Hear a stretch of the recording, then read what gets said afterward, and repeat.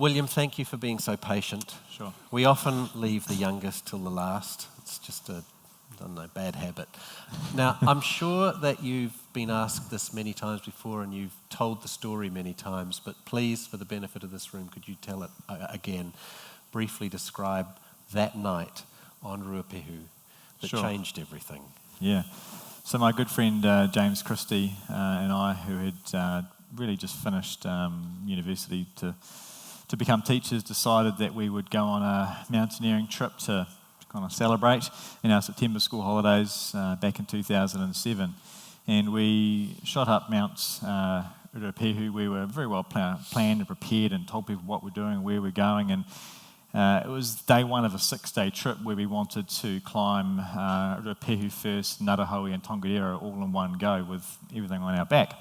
So we got up to the dome shelter and dumped our bags there and then took off and headed up towards the summit of Mount Ruapehu, but didn't make it because the snow conditions were not great. So we kind of headed back towards the dome shelter, and we had a few options up our sleeve. It was like, should we pitch a tent, or should we build a snow cave, or how about we just take the easy option and sleep in the dome shelter?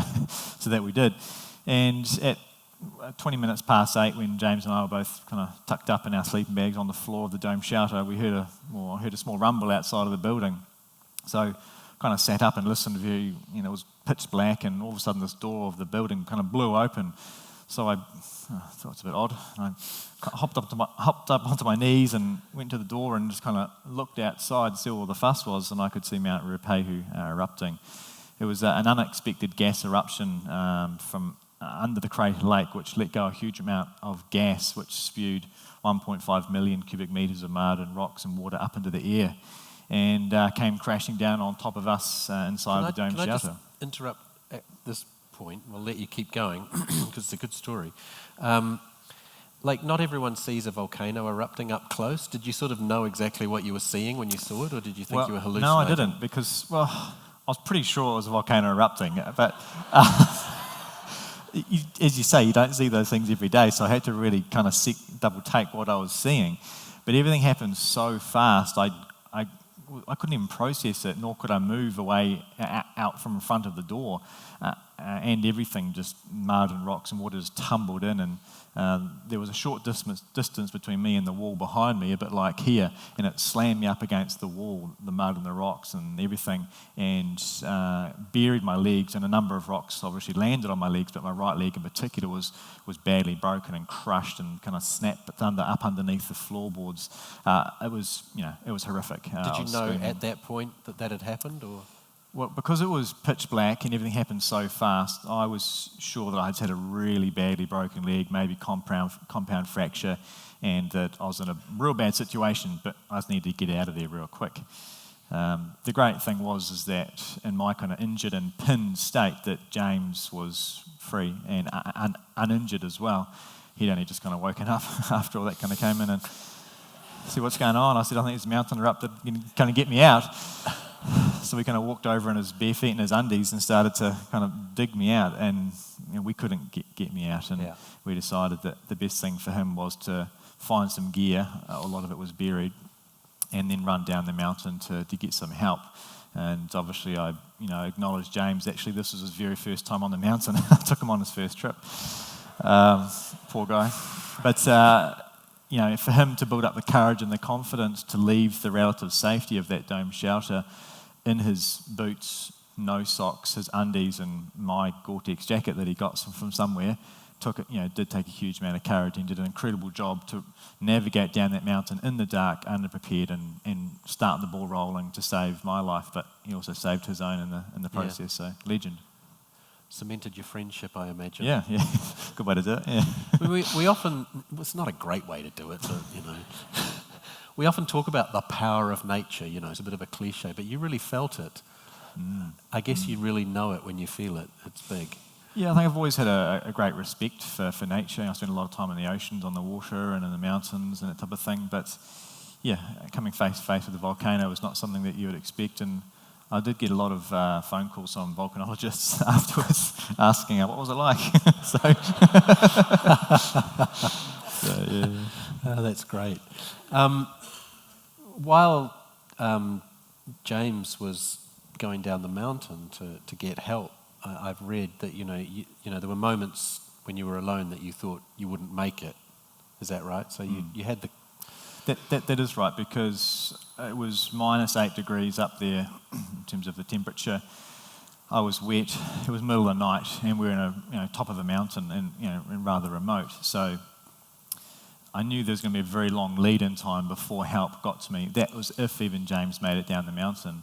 I think I was very clued up with my first aid certificates, and I really knew the process my body was going through in terms of hypothermia and starting to shut down. And my plan was, first of all, to try and get out of there, try and escape, but I just couldn't pull my leg out, and every time I kind of pulled on it, the bones would pull apart and kind of crunch back together, and it wasn't a great situation.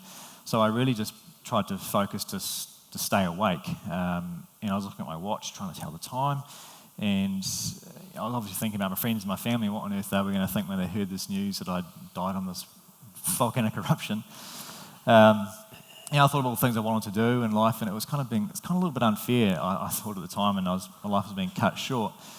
But I did, things do, people say things flash in front of your eyes when you're in that kind of situation, and I think my life did flash in front of my eyes, and I thought, well, I'm only 22, but I've given it a good nudge, and I don't really have any regrets. I've done some cool things, and if this is the way it's going to go, well, it'll be what it'll be. But I didn't want to go out there to fight.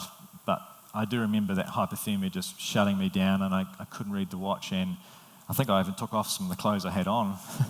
And I just began to drift off to sleep, thinking I'd never wake up. And it was more or less good luck that James bumped into the snowplow driver, really, wasn't it?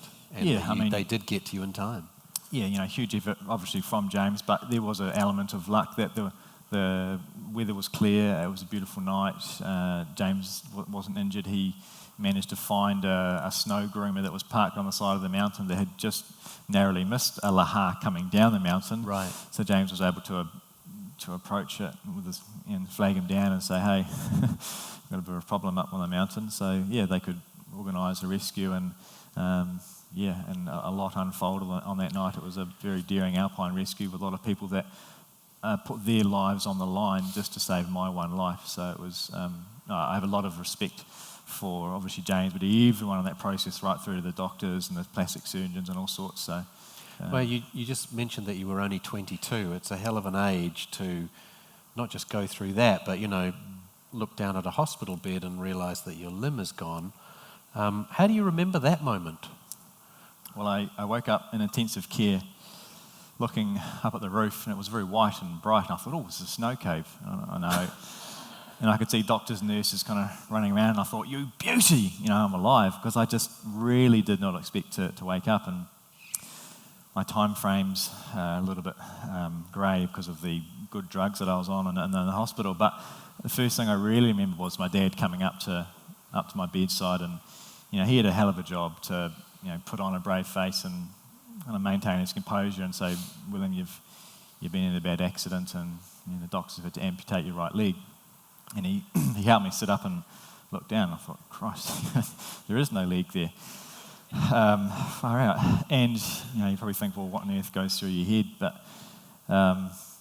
for me, I think, I don't know if it was William or Wally or what was going on with the ketamine and morphine that I was in. So the news kind of slowly kind of sunk in, and I realised that, I had lost my right leg, but I didn't have an abdominal injury or head or chest or anything like that, and it was just really from my knees below, and had the other leg, and I just thought, wow, I got off pretty well actually, because I didn't expect to wake up, and let's give this another shot. I couldn't help thinking of it from your father's perspective, however. I imagine he was upset.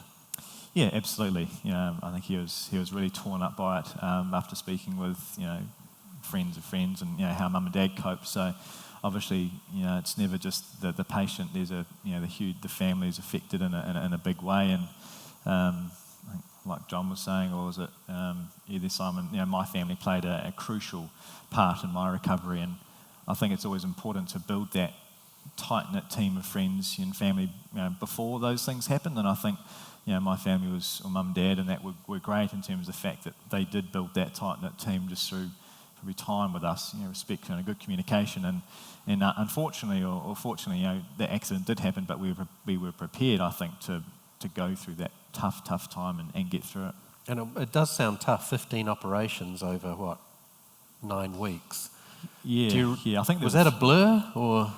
Yeah, I got quite chatty with the anaesthetists and going in and out of hospital, and I'm very interested in the whole medicine side of things. So I was chatting away to Simon before, but I learned a lot, I think, in hospital, and to be honest, it sounds weird, but I enjoyed my stay in Waikato Hospital. They really did look after me, and I've got a lot of admiration for medical fields. You eventually went back to teaching, which is, how you'd begun your career. Did you think at any stage life would just continue as normal, or did you know that you'd basically gone into another stage? I always remember I was a nurse or a doctor or maybe a media lady in the hospital saying, look, William, you can not talk to any of these media people and just go on being William Pike, or you can share the story and who knows what will kind of come of it. So I thought, well, I've only got one opportunity at this. I'll tell the story and just see what kind of happens. And obviously that opened up a lot of opportunities, and I've had to really create those opportunities. But for me, the classroom was one of the goals I set myself in hospital. I got to learn to walk was one, got to get back into the classroom, and got to get back to the dome shelter was my kind of third one. And I'd only been home for about 3 or 4 months, and I decided I want to go back into the classroom as a teacher. So I applied for a number of positions, and I got one for 1 day a week, which is just what I wanted to ease myself back in. And on my first day, I remember I turned up to school, legless, not just legless, but no prosthetic leg, and I was sweating bullets. I was really nervous about the whole thing. I didn't really care what anyone thought because I set myself that goal. But then I went, and I was really asking the teachers, colleagues for some help, and I even ended up having the kids doing a lot of help for me too. They would put the PE gear out and tidy the classroom and get the lunches. And eventually, when I got a prosthetic leg, I put on the responsibility roster a leg cleaner, and it was quite a popular job. But, you can imagine kids cleaning the leg after a weekend in the bush or on the beach or something. So we had a bit of fun with it, and I really enjoyed my time as a teacher, and it was a fun time. So how did the William Pike Challenge get born? It's an interesting story, I think, still to this day. I mean, I was teaching away, loving my job, and I got a phone call from a parent of a school down in Taupo, and they said, we wonder if you could help us set up this outdoor program. We don't really know what it is. And I said, I'd love to give you a hand doing that. So we worked together backwards and forwards over a year, and at the end of the year they said, no, we quite like this. Do you mind if we call it the William Pike Challenge Award? And I thought, sounds a bit weird. But, if it's only going to be you guys, then that's all right. We'll go for it.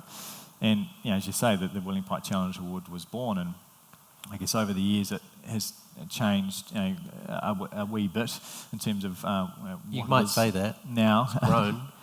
It has grown significantly, from one school to 97 schools right around the country. In the Challenge Award, it's really all about kind of giving kids the opportunity or preparing them to step outside of their comfort zone and, I guess, learn 21st century skills. It seems like a very good time to be doing something like that. I mean, we hear a lot about kids just not getting off the couch, but I guess there's hope.